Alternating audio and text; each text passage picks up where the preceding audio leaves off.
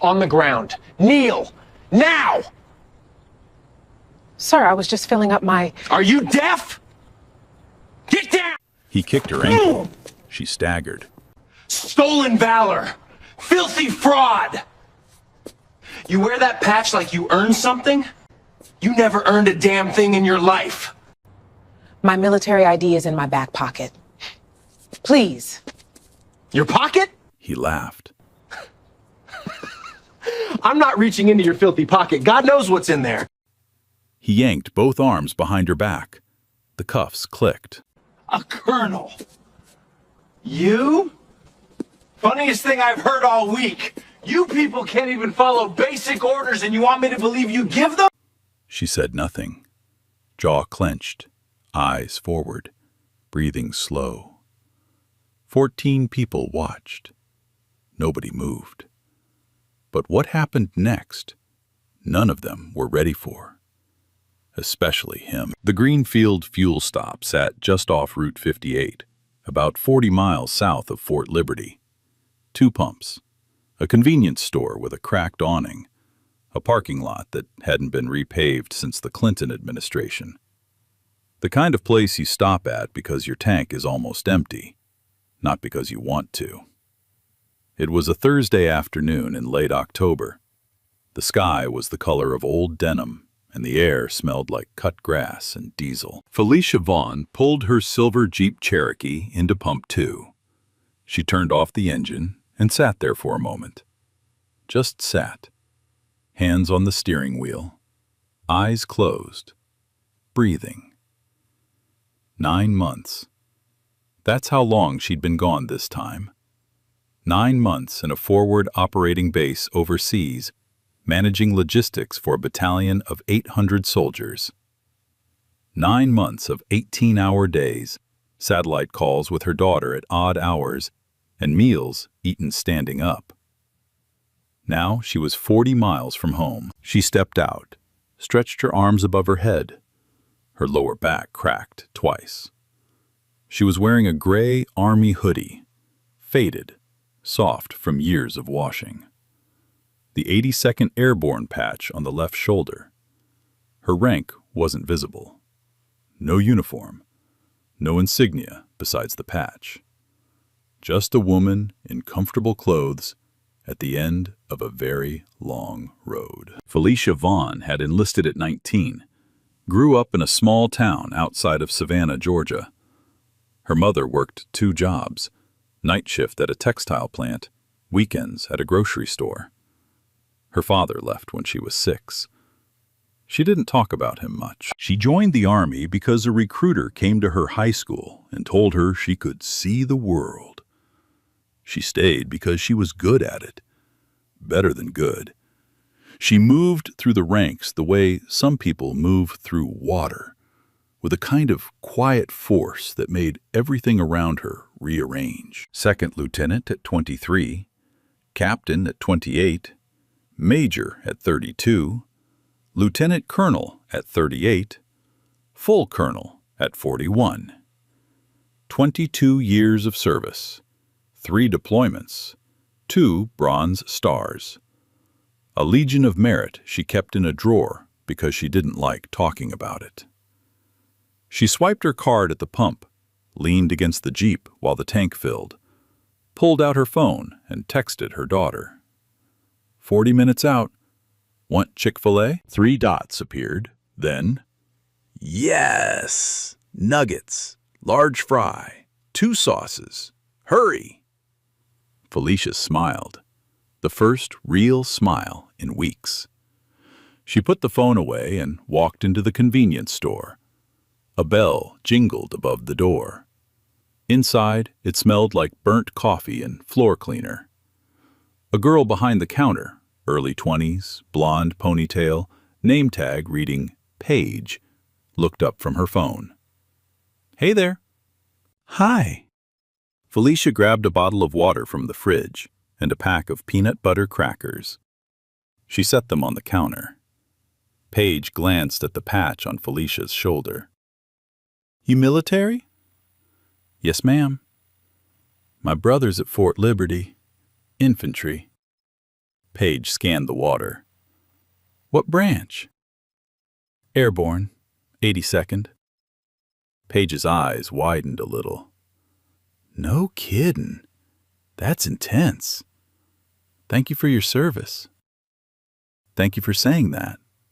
Felicia tapped her card, took her things, smiled again. She walked back outside into the October air. The tank was almost full. A couple of other cars at the station. A white pickup truck. A minivan with a stick-figure family on the back window. A man in a baseball cap filling up at pump 1. A woman sitting in the minivan scrolling her phone. Normal. Ordinary. A Thursday that looked exactly like every other Thursday. Felicia unscrewed the cap on her water and took a long drink. She leaned against the Jeep again. 40 miles from her daughter. From her bed. From the life she kept leaving and coming back to. She didn't notice the patrol car pulling into the lot. She didn't see the officer step out, adjust his belt, look at her for a long 3 seconds. At her skin, at the patch, at the Jeep, before he started walking toward her. She was thinking about nuggets, about her daughter's voice, about how good a hot shower was going to feel. She had no idea that the next 6 minutes would change her life and end his career. Officer Bryce Hartwell was 26 years old, 3 years on the Greenfield police force, 2 commendations for traffic enforcement, a gym membership he used 6 days a week, and an opinion about everything, especially people he'd never met. He parked the cruiser at an angle near the air pump, stepped out, adjusted his belt the way cops do when they want you to notice the gun, rolled his neck, popped a fresh piece of spearmint gum into his mouth. He scanned the lot the way he always did, quickly, efficiently, already sorting people into categories before they'd said a single word. The man at pump 1, white, baseball cap, fine. The woman in the minivan, white, kids, fine. The woman at pump 2, black, army hoodie, patch on the shoulder. He stopped walking. Hartwell stared at her for a full 5 seconds. She hadn't noticed him yet. She was leaning against a silver Jeep, drinking water, looking at her phone. Relaxed, comfortable, like she belonged here. That bothered him. He'd grown up in Greenfield, born here, raised here. His father had been a cop. His uncle had been a cop. His grandfather had been a sheriff's deputy back when the county only had 3 patrol cars. Hartwell understood this place, its rhythms, its people. And when something looked wrong, when someone looked wrong, he trusted that feeling the way other people trust a compass. He started walking toward her, not fast, not slow. The deliberate pace of a man who had already made up his mind before he took the first step. Ma'am? Felicia looked up. Yes? That hoodie you're wearing. Where'd you get it? She glanced down at it, then back at him. It's mine. I'm in the Army. You're in the Army. He said it flat. Not a question. A verdict. Yes, sir. 82nd Airborne. I'm stationed at Fort Liberty. Uh-huh. He took another step closer, close enough that she could smell the spearmint gum on his breath. And what rank are you supposed to be? Supposed to be.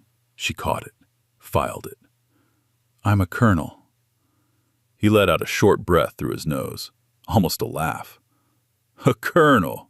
You? Yes. You got ID? In my back pocket, my CAC card. Let me see it. She reached slowly, the way you learn to move around armed men who don't trust you, and pulled the card from her back pocket. She held it out between 2 steady fingers. Hartwell took it, held it like it was something dirty. He looked at the photo, looked at her, looked at the photo again, turned it over, held it up to the sunlight like he was checking a counterfeit bill. This could be anybody's. It has my name, my rank, my photo, my branch. Yeah, I can read. He flicked the card with his thumbnail. And I can also tell when something doesn't add up. You know how many people I've caught walking around in military gear they never earned? Grown men crying at the VFW about tours they never did. Women putting on camo for Instagram likes.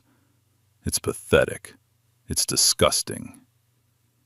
I didn't buy anything online, officer. I've served 22 years. 22 years. He looked her up and down. Slowly. The kind of look that inventories a person and comes up short on purpose. 22 years and you're filling up at a gas station in a hoodie. No uniform, no escort, no convoy, no nothing. Just a hoodie and a card that could have been printed at a Kinko's for $12. Officers don't travel in uniform on personal leave. That's standard protocol. Don't lecture me on protocol. His voice dropped. Not louder, lower, harder, like a door closing. I know protocol.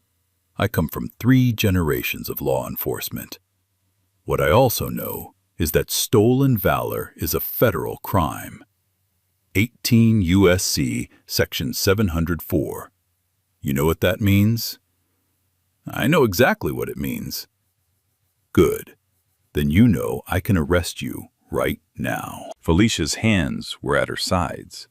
She hadn't moved, hadn't shifted her weight, hadn't crossed her arms or clenched her fists. 22 years of training, not just military training, life training, had taught her that the worst thing a black woman could do in front of a white officer with something to prove was give him a reason. Any reason. Even a sigh. Officer, I'm asking you to verify my identity through the Department of Defense database. 1 phone call. That's all it takes. I don't need to make a phone call. I've got eyes. And my eyes are telling me plenty. Your eyes are telling you something your system won't confirm. He stepped closer. So close she could see the vein in his temple. What did you just say to me? I said, verify my identity. Please. The man at Pump 1 had stopped filling his tank. He was standing by his truck, one hand on the bed, watching. The woman in the minivan had rolled down her window. Her 2 kids in the back seat were craning their necks. Paige was standing in the doorway of the convenience store, one hand on the frame, the other holding her phone at her hip. Nobody said anything. The gas pump clicked off. The sound was loud in the silence. Hartwell keyed his radio. Dispatch, this is Unit 7. I need backup at the fuel stop on 58. Possible stolen valor. Suspect is being uncooperative. Uncooperative. She had given him her ID, answered every question, hadn't raised her voice once, hadn't taken a step in any direction. Uncooperative. Felicia felt it then. Not anger. She was past anger. Something older, something heavier. Something she'd first felt at 19 during basic training when a drill sergeant called her quota. Something she'd felt at 25 when a superior officer asked her if she'd earned her promotion or just checked a box. Something she'd felt at 29 when a fellow officer told her she didn't look like command material, without explaining what command material was supposed to look like. Something she'd carried through 1,000 small rooms and parking lots and hallways and briefing rooms, where someone looked at her and saw the wrong thing first. She breathed in through her nose, out through her mouth, the way she did before every briefing, every hard call, Every moment that required her to be more than what someone expected her to be. 4 minutes later, a second cruiser pulled into the lot. Officer Trent Caldwell stepped out. Late 30s, taller than Hartwell, quieter face, sandy hair cut short. He walked over with his thumbs hooked in his vest and looked at the scene. A black woman standing perfectly still next to a Jeep, Hartwell pacing in front of her like a dog on a short leash. "What do we got?" "Stolen Valor," Hartwell said. "She's claiming she's a colonel. 82nd Airborne." Caldwell looked at Felicia, then at the CAC card still in Hartwell's hand.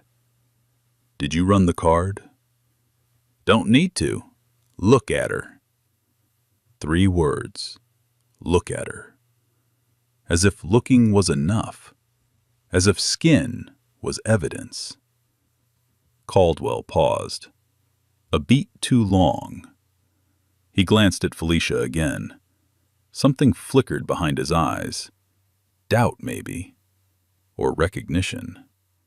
The look of a man who knows he's watching something wrong, but hasn't decided yet if it's worth the cost of saying so. "Ma'am, is that your vehicle?" "Yes, sir." "And you're saying you're active duty?" "I'm not saying it. I am. Colonel Felicia Vaughn, 82nd Airborne Division, Battalion Commander. You can verify it in 30 seconds. Caldwell turned to Hartwell, lowered his voice, but not enough. "Bryce, maybe we should just call it in. Run the card." "I'm not calling anything in. I've got probable cause. She's wearing military insignia she didn't earn. That's a crime." "She gave you a CAC card." "Could be fake. It has a DOD hologram on it, Bryce." Hartwell's jaw tightened. His nostrils flared. "Are you backing me up or not?" Caldwell looked at the ground, then at his shoes, then at the cruiser behind him like he was measuring the distance to somewhere safer. Then he stepped back. That was it. That was the moment. Not Hartwell's cruelty. That was predictable. But Caldwell's silence. His single step backward. The way he chose comfort over conscience and dressed it up as following the chain of command. Felicia saw it. She'd seen it 100 times before.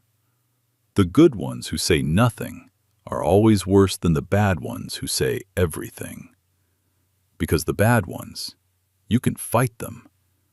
The silent ones, just let it happen. A teenager across the street had pulled out his phone. He was filming from the sidewalk. So was the man at Pump 1. So was the woman in the minivan, her window all the way down now. Phone propped on the door. Paige had her phone up too, hands shaking slightly, the screen reflecting the afternoon light. Hartwell didn't notice, or didn't care. It wouldn't matter to him until it mattered to everyone. "Ma'am, I'm going to need you to put your hands on the vehicle." Felicia looked at him. Steady. Level. The kind of look that has 22 years of rank and discipline and restraint and sacrifice behind it. The kind of look that says, "I know exactly who I am, even if you don't." Then she put her hands on the Jeep. Her palms were flat on the warm metal of the Jeep. She could feel the sun still trapped in the hood. She could feel the ridges of the paint under her fingertips. She focused on that. The texture. The heat. Anything to keep her mind anchored while the world behind her tilted sideways. Hartwell stepped up close. Too close. She could feel his breath on the back of her neck. Spearmint and entitlement. "Spread your feet." She did. "Wider." She adjusted. Her sneakers scraped against the asphalt. He started patting her down. Roughly. Not the way you search someone you suspect of a crime.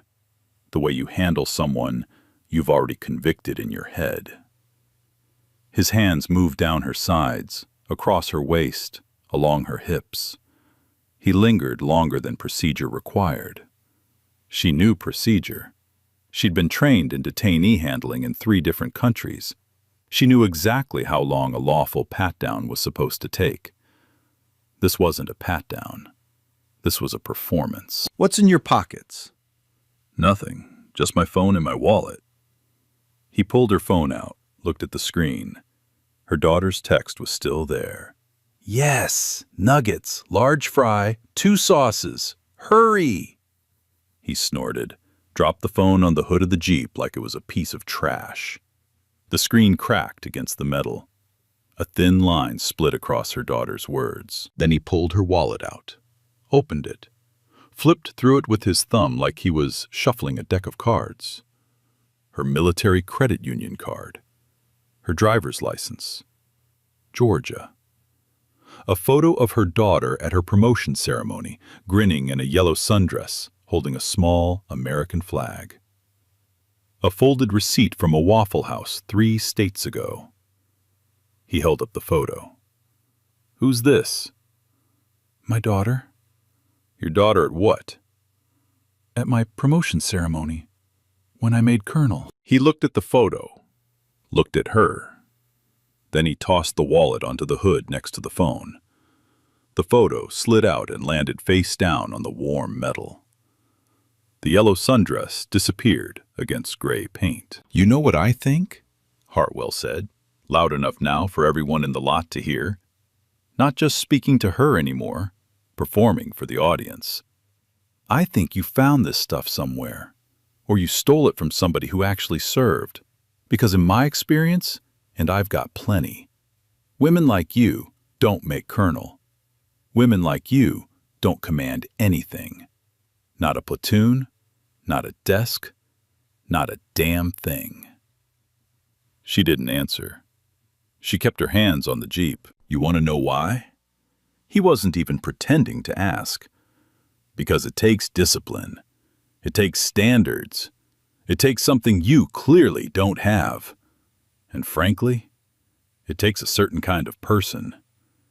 And you ain't it. The man at pump 1, mid-50s, gray stubble, Carhartt jacket, shook his head slowly. But he didn't speak. He put his gas cap back on, looked at the ground, got in his truck, and drove away. He didn't want to be a witness. He didn't want trouble.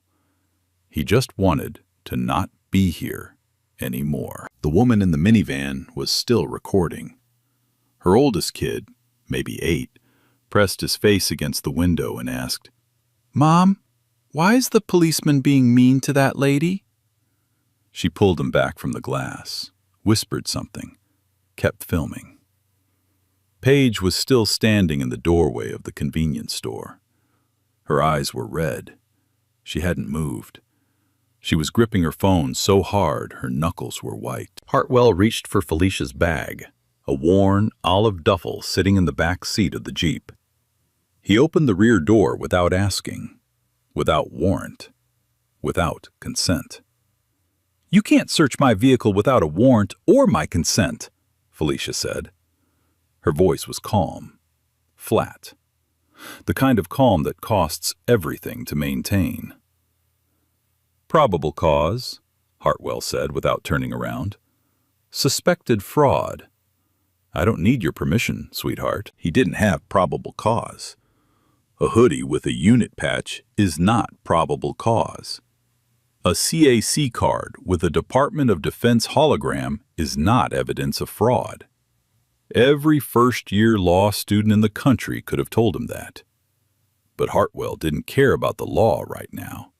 He cared about being right. He cared about the audience watching him be right. He unzipped the duffel. Inside, folded uniforms. Army combat uniforms. Pressed. Creased perfectly. The kind of creases that take 20 minutes with a flat iron and a steady hand. Name tape. Vaughn. Rank insignia. Colonel. The silver eagle pinned to the collar, catching the light. Underneath, a leather portfolio. Dark brown, worn at the edges. He opened it. Her official orders, transfer paperwork stamped and signed, a letter of commendation from a 2-star general, her Bronze Star citation, 2 pages, single-spaced, describing actions in a combat zone that Hartwell couldn't pronounce the name of. Words like gallantry and meritorious service and under direct enemy fire. He read the first 3 lines, stopped. His jaw worked the gum faster. Caldwell had moved closer. He was reading over Hartwell's shoulder. His face changed. The flicker of doubt that had been sitting behind his eyes turned into something sharper, something closer to dread. Bryce. Caldwell's voice was low, tight. Bryce, that's a Bronze Star citation. So what? You can buy those online too.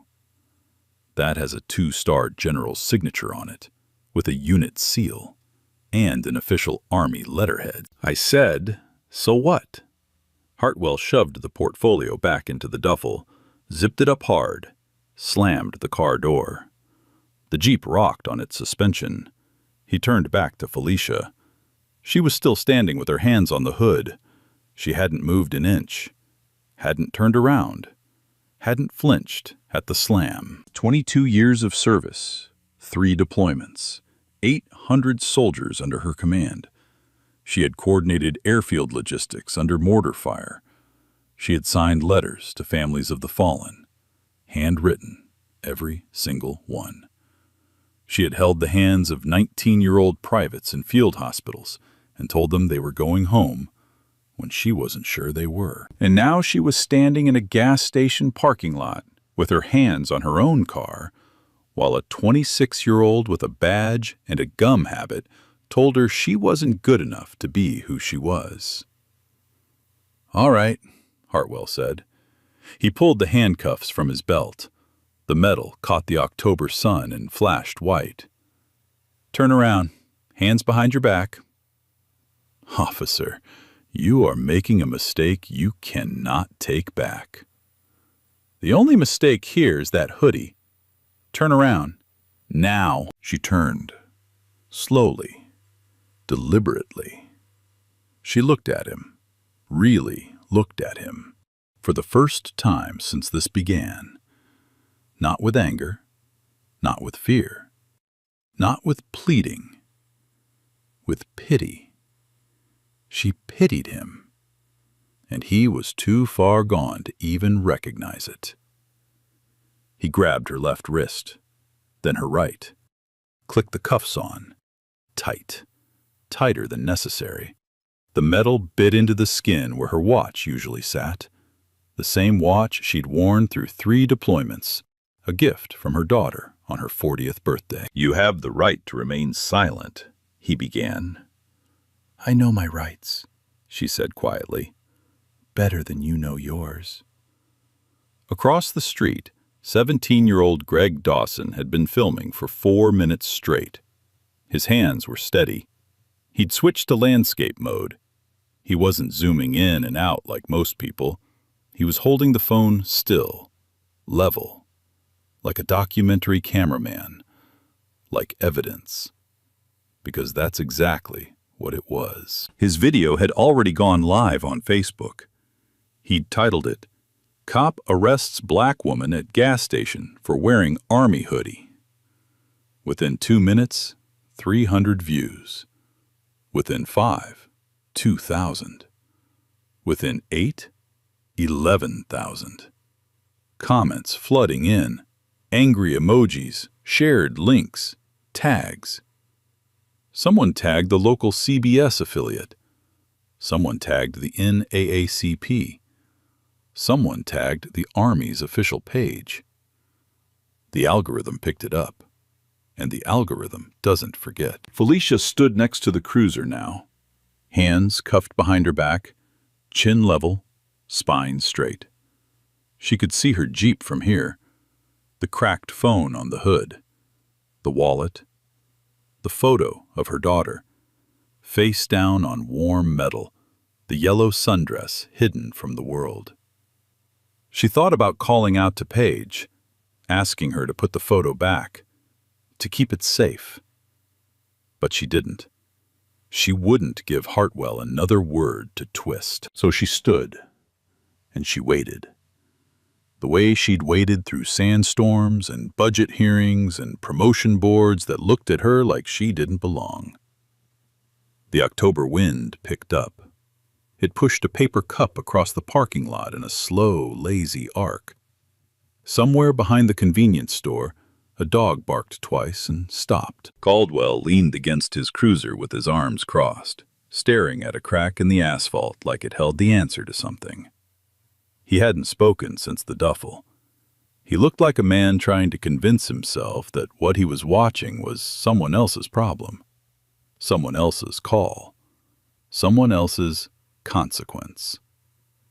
Hartwell keyed his radio. "Dispatch, suspect is in custody, transporting to station for processing. Stolen Valor, possible fraud, possible stolen documents." Stolen documents. He'd added a charge. Because the evidence that proved she was telling the truth, he'd decided it was evidence of another crime. The dispatcher's voice crackled back. Routine. Bored. "Copy that, Unit 7. Felicia closed her eyes. Just for a second. She could still feel the desert heat on her skin from 9 months ago. Could still hear the rotors, the radio chatter. The sound of 800 soldiers counting on her to make the right call every single time, under pressure that this man in front of her could never imagine. She opened her eyes. She'd made it through war zones. She could make it through a parking lot. Hartwell was walking toward the cruiser to load Felicia into the back seat when his radio crackled. "Unit 7, hold transport. Do not leave the scene. Repeat, hold transport." He stopped, frowned, keyed the mic. "Copy, dispatch. What's going on?" "Stand by, patching through a call." A pause. Static. Then a voice came through, not the dispatcher. Deeper. Slower. The kind of voice that doesn't need to be loud, because everyone shuts up when it speaks. "This is Brigadier General Warren Thornton, United States Army, Fort Liberty. Who am I speaking with?" Hartwell blinked. He looked at the radio like it had grown teeth. "This is, Officer Bryce Hartwell, Greenfield PD." "Officer Hartwell, I'm going to say this once, and I need you to listen very carefully." Thornton's voice didn't waver, didn't rush. Every word landed like a boot on hard ground. "You have in your custody Colonel Felicia Vaughn. She is an active duty officer in the United States Army. She is the battalion commander of the 3rd Brigade Combat Team, 82nd Airborne Division. She has 22 years of distinguished service, 3 combat deployments, 2 Bronze Stars, and a Legion of Merit. She is not a fraud. She is not a criminal. She is one of the finest officers I have ever had the privilege of serving alongside." Silence. The radio hissed softly. The October wind pushed against the gas station awning and made it creak. "Do you understand what I just said, officer?" Hartwell's mouth opened. Nothing came out. His hand was still on the radio. His knuckles had gone white. Yes, sir." "Good. Now I'm going to tell you what's going to happen next. You are going to remove those handcuffs from Colonel Vaughn immediately. You are going to return her personal belongings, all of them, and you are going to apologize. Then, you are going to contact your commanding officer and inform them that the United States Army will be filing a formal complaint with your department, your county, and the Department of Justice. Are we clear?" The gas station was silent. Completely silent. Even the dog behind the store had stopped barking. Greg Dawson's phone was still recording. The viewer count had crossed 40,000. The comments were moving too fast to read. Paige had both hands over her mouth, tears running down her cheeks. The woman in the minivan had put her phone down and was just staring, one hand on the steering wheel, the other on her son's shoulder. Caldwell was standing very still. His arms had dropped to his sides. His face was the color of old paper. "Are we clear, Officer Hartwell?" Yes, sir. We're clear." "Then move." Hartwell clipped the radio back to his belt. His hands were shaking. Not a lot, just enough. He turned and walked toward Felicia, each step slower than the last. Like the parking lot had gotten longer. Like the distance between his cruiser and her Jeep had turned into something he couldn't cross without losing a part of himself. Because he was about to. He stopped in front of her. She was still standing with her hands cuffed behind her back, chin level, eyes forward. She hadn't moved, hadn't spoken, hadn't asked for an apology or an explanation or anything at all. She was waiting, the way a colonel waits, the way someone who outranks you in every possible way, rank, experience, character, composure, waits for you to figure out what she already knows. I need to... Hartwell couldn't finish the sentence. He walked behind her. His fingers fumbled with the key. He missed the lock twice. On the third try, the cuffs clicked open. Felicia brought her hands forward. Slowly. She rubbed her left wrist where the metal had bitten in. A thin red line circled the skin, a mark that would fade in an hour, but would stay in her memory far longer than that. She turned around. Hartwell was standing there, badge on his chest, gun on his hip. 3 years of authority that had just evaporated in 90 seconds. He looked smaller, not physically, something else. Like the uniform was wearing him now instead of the other way around. "I'm sorry," he said. The word came out dry, cracked, like it had never been used before. Felicia looked at him. A long look. The kind of look that measures a person all the way down to the foundation and finds it hollow. She didn't say, "I told you so." She didn't say, "I warned you." She didn't say anything about rights or lawsuits or consequences. She said, "You didn't verify." 3 words. Quiet. Final. Then she walked to the hood of her Jeep, picked up her phone, the crack running across the screen like a scar, picked up her wallet, found the photo of her daughter, turned it face up, looked at it for a moment. The yellow sundress, the little flag, the grin. She slid it back into the wallet and put the wallet in her pocket. She got in her Jeep, started the engine, adjusted the mirror. She didn't look back at Hartwell, didn't look at Caldwell, didn't look at any of the phones pointed at her.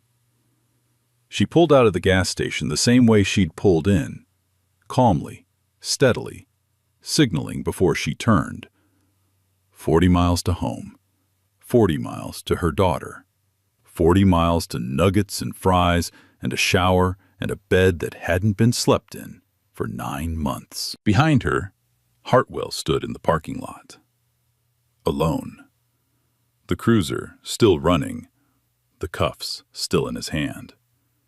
The wind pushing that same paper cup in slow circles around his feet.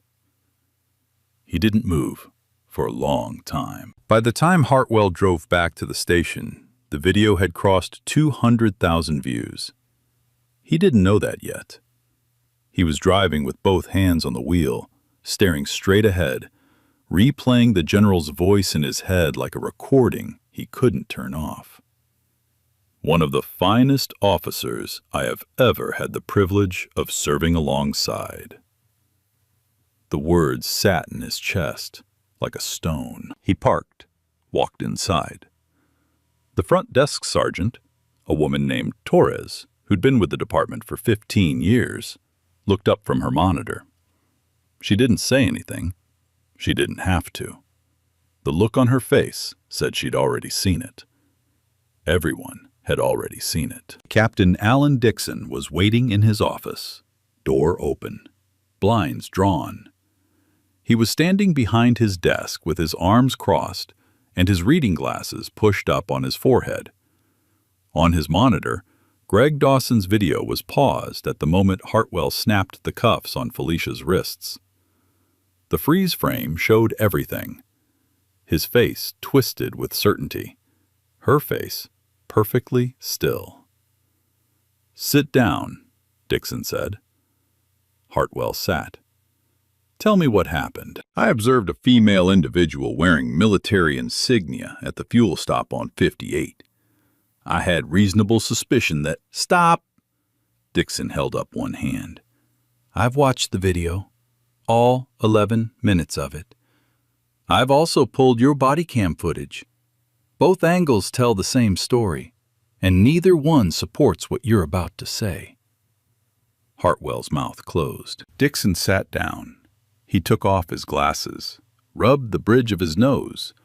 He looked like a man who had been doing this job long enough to know that some mistakes are recoverable and some aren't. And he was looking at one that wasn't. "You detained an active duty colonel in the United States Army. You accused her of stolen valor without running a single verification check. You searched her vehicle without a warrant or consent. You ignored a valid CAC card with a Department of Defense hologram. You ignored a Bronze Star citation. You ignored official transfer orders with a general's signature. And when your partner, Officer Caldwell, suggested you call it in, you refused." Each sentence landed like a nail being driven into wood. Hartwell's leg bounced under the desk. "You didn't just make a mistake, Bryce. You made a choice. Multiple choices. At every single point where you could have stopped, where any reasonable officer would have stopped, you kept going. And now I have a brigadier general on the phone, a video with 500,000 views and climbing, and the NAACP requesting a formal investigation." 500,000. Hartwell's stomach dropped. "As of right now, you are suspended without pay, effective immediately. Badge and service weapon." Dixon extended his hand, palm up. Hartwell stared at the hand. Then he reached up slowly and unclipped his badge from his chest. He set it on the desk. Then the gun. The metal made a dull sound against the wood, the sound of something ending. "Caldwell?" Hartwell asked. His voice was hoarse. "Caldwell is being formally reprimanded for failure to intervene. He'll keep his position, but he's on notice. Internal Affairs will interview both of you separately." Hartwell nodded. He looked at the badge sitting on Dixon's desk. It had his name engraved on the back. 3 years of service, 2 commendations, all of it sitting on a wooden desk under fluorescent lights next to a half-empty coffee mug. "Can I?" "No," Dixon said. "You can't. Go home. Don't talk to the press. Don't post anything online. And Bryce, get a lawyer. You're going to need one." Hartwell stood. His legs felt heavy. He walked out of the office, past Torres at the front desk. She didn't look up this time. Past the break room where 2 officers stopped talking the second he appeared in the doorway. Past the bulletin board with the department's mission statement tacked to it in bold letters. Integrity, accountability, service.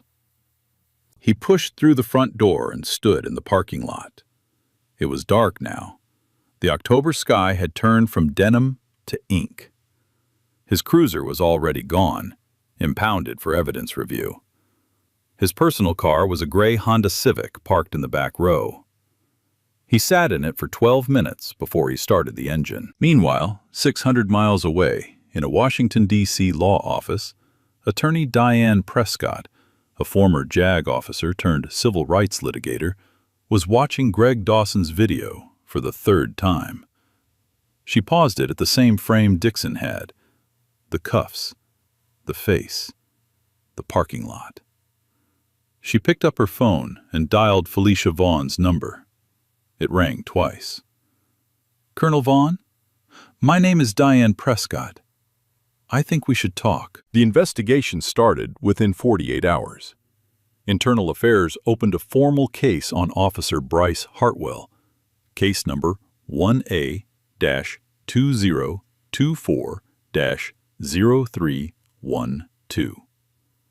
The file was thick before they even started, because when they pulled Hartwell's personnel records, they found something that should have been a red flag years ago. 4 prior complaints, all from people of color, all for the same thing: aggressive stops, unnecessary searches, dismissive language. A Latino man pulled over for a broken taillight who ended up face down on the shoulder of Route 58 while Hartwell searched his trunk. A black teenager stopped on his bicycle 2 blocks from his own house because he matched a description. A Middle Eastern couple questioned at a rest stop for suspicious behavior, which turned out to be eating lunch. An elderly black woman asked to prove she owned her own car. 4 complaints, 4 internal reviews. 4 times the department found insufficient evidence to sustain the allegation. 4 times the file was closed and Hartwell went back to work with a clean record and a badge that still shined. Not this time. Diane Prescott filed a federal civil rights complaint within 72 hours. The complaint named Hartwell individually, Officer Caldwell for failure to intervene, the Greenfield Police Department for systemic negligence, and the county for inadequate training and oversight. The document was 41 pages long. Prescott had built cases like this before. She knew exactly where the joints were weak. The media picked it up on day 3. First, the local affiliates, WBTV, WSOC, a reporter from the Greenfield Gazette who'd been covering the police department for 6 years and had never seen anything move this fast. Then the nationals. CNN ran a segment on a Tuesday evening. The anchor introduced it with the line, "A 22-year Army veteran was handcuffed at a gas station for wearing her own uniform patch. The officer who arrested her had 3 years on the job. She had 3 combat deployments." That sentence went viral on its own. People screen grabbed it, printed it, put it on T-shirts. MSNBC invited Felicia for an interview the following week. She sat in a studio in Fayetteville, pressed uniform, colonel's eagle on her collar, hands folded on the desk. The host asked her how she felt standing in that parking lot with her hands cuffed behind her back. She was quiet for a moment. Then she said, "I felt like I was 19 again. Like nothing I'd done in 22 years mattered. Like the uniform I've bled for was invisible, because the only thing he could see was my skin." The clip got 12 million views in 2 days. It was the most watched segment on the network that month. But Felicia didn't stop there. She didn't retreat into the comfort of being the victim everyone felt sorry for. She did something harder. She spoke about the pattern. In a follow-up op-ed published in the Washington Post, she wrote about the 4 complaints in Hartwell's file, about how each one had been reviewed and dismissed, about how a system that ignores 4 warnings doesn't get to act surprised at the 5th. She wrote about Caldwell, not with anger, but with something more precise. "Officer Caldwell read my Bronze Star citation with his own eyes," she wrote. He saw the general's signature. He knew. And he stepped back. The system doesn't just fail because of the officers who act with malice. It fails because of the officers who see the malice and choose silence. That paragraph was quoted in congressional testimony 3 weeks later. The disciplinary hearing took place on a Wednesday morning in November. Small room, long table, 5 members of the Civilian Review Board.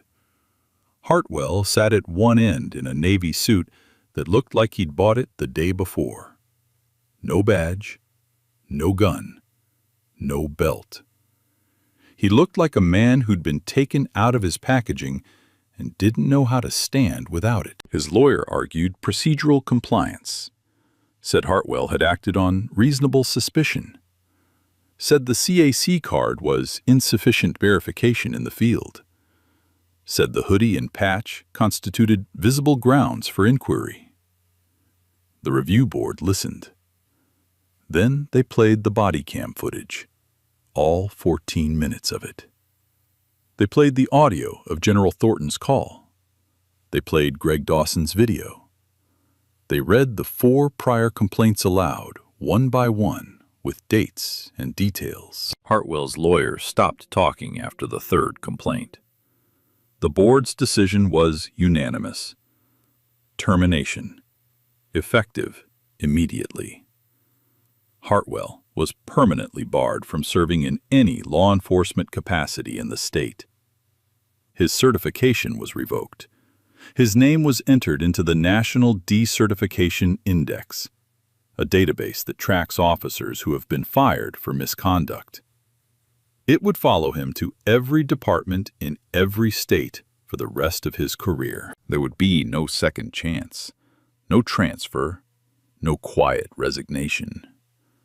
Caldwell received a formal written reprimand and was placed on a 12-month probationary period. He was required to complete 80 hours of bias intervention training and was removed from patrol duty pending evaluation. He didn't fight it. He didn't say a word to the press. He submitted a transfer request to a department in another county 3 days later. The county moved fast after that, faster than anyone expected. The Board of Supervisors held an emergency session and voted unanimously to implement mandatory implicit bias training for all law enforcement officers in the county. Every officer, every year. No exceptions. They also approved the creation of an independent civilian oversight committee with the authority to review complaints, access body cam footage, and recommend disciplinary action, something community activists had been requesting for over a decade. Felicia was invited to speak at the first Joint Police Community Forum held under the new policy. It was standing room only. Officers sat in the front 2 rows. Community members filled the rest. Local press lined the walls. She stood at the podium in her dress uniform. She didn't bring notes. She didn't need them. "I'm not here to punish anyone," she began. "I'm not here because I want revenge. I'm here because what happened to me at that gas station wasn't new. It wasn't rare. It wasn't an isolated incident. It was a pattern. And patterns don't break themselves." She paused, looked at the officers in the front row. Some met her eyes, some didn't. "I don't need you to agree with me. I need you to verify before you act, that's all. Verify. It would have taken 30 seconds, 1 phone call, and none of this would have happened." The room was silent for a long time after she finished. Then someone in the back started clapping. Then another. Then the whole room. The officers in the front row were the last to join, but they joined. 6 months later. Felicia Vaughn stood in front of a mirror in her quarters at Fort Liberty. Full dress uniform. Every ribbon in place. The colonel's eagle on her collar. She adjusted her beret 1 centimeter above the right eyebrow, exactly the way she'd been taught at 19. Today was different, though. Today there was a new patch on her shoulder. She'd been appointed to lead the Army's newly created Diversity and Inclusion Initiative, a program designed to address bias within military culture and to build bridges between the armed forces and civilian communities. It was a role that didn't exist 6 months ago. It existed now because of a gas station, because of a hoodie, because a woman stood still when everything inside her wanted to move. Her daughter, Amara, sat on the bed behind her, 16 now, long braids, her mother's jaw. She was holding the same little American flag from the promotion photo, the one that had landed face down on the hood of a Jeep in a gas station parking lot in Greenfield. "You nervous?" Amara asked. "No." "Liar." Felicia smiled. "Okay, a little." Amara stood up and straightened the ribbon bar on her mother's chest. The Bronze Stars, the Legion of Merit, the rows of color that told a story most people would never read, but could never take away. "You look like a colonel," Amara said. "I am a colonel." "I know. I just like saying it." 300 miles south in Greenfield, the gas station on Route 58 looked the same. 2 pumps, cracked awning, parking lot that still needed repaving. But something had changed. Paige, the girl behind the counter with the blonde ponytail, wasn't there anymore.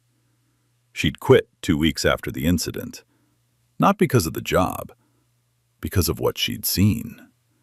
Because she'd stood in that doorway with her phone shaking in her hands and watched a woman get handcuffed for being exactly who she said she was. And she'd done nothing but record. That wasn't enough for Paige. Not anymore. She'd enlisted. Basic training at Fort Jackson. She was 3 months in, learning to march, learning to shoot, learning to stand at attention for longer than she thought possible. She wrote Felicia a letter, handwritten, 2 pages on lined notebook paper. She said she joined because of her. She said she wanted to be the kind of person who didn't just stand in the doorway. Felicia kept the letter in the same drawer as her Legion of Merit. Caldwell was in a different county now, different department. He'd completed his 80 hours of bias training and requested 60 more on his own. He coached a youth basketball league on weekends. He never talked about what happened at the gas station. But his partner, a 10-year veteran named Wells, said Caldwell always verified. Every stop, every ID, every time, without exception. He'd learned. It had cost him something, but he'd learned. And Hartwell. Bryce Hartwell was 27 now, living in a 1-bedroom apartment 40 miles from Greenfield. He'd applied to 9 law enforcement agencies since his termination. All 9 had pulled his name from the National Decertification Index. All 9 had said no. He was working the night shift at a warehouse distribution center, loading boxes, scanning barcodes, eating lunch alone in his car at 2 in the morning. He never did another interview, never made a public statement. His social media went dark the day after the hearing. The last thing he'd posted was a photo from his academy graduation, standing in formation, badge pinned on by his father, grinning like he'd figured out exactly who he was going to be. That photo was still up. Nobody had liked it in 6 months. Greg Dawson's video had settled at 14 million views. It was used in police training programs in 11 states. It was shown in college criminal justice courses. It was cited in 2 federal policy briefs. Greg was a freshman at UNC Charlotte now, studying journalism. He kept his phone charged at all times. So here's my question for you, and I want you to be honest in the comments. Have you ever watched something unfair happen to someone right in front of you and said nothing? What stopped you? And what would it take for you to speak up next time? Drop your answer below. I read every single comment. If this story hit you somewhere, share it. Send it to someone who needs to hear it. And if you haven't already, subscribe. Hit that bell, because these stories don't tell themselves. SMH. It takes 30 seconds to verify before you tear down someone's dignity. Judging people by how they look isn't instinct, it's bias. And watching it happen without speaking up?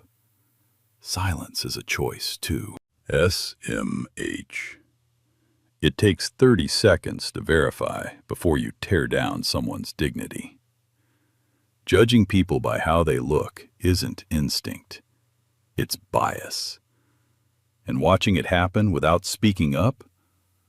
Silence is a choice, too.